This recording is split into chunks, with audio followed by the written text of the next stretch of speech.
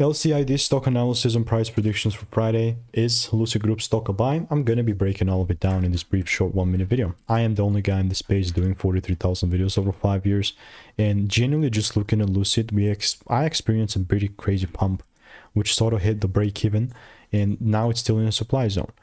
How all this is gonna look like, it's actually very simple, man. Like, nothing changes the fact that we're in a big bearish supply zone. I mean, two ways that I'm looking at this. One is if there's a double break and then I look to take it further down. And two is the price starts breaking above 360 and it's a whole bullish thing. That obviously could be possible.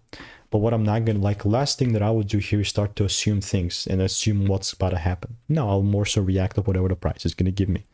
So if you want to get my money making emails and insights for free, just click the first link in the description. Get the emails and insights that are free. Learn the sauce, and I'll see you in the next one. Goodbye.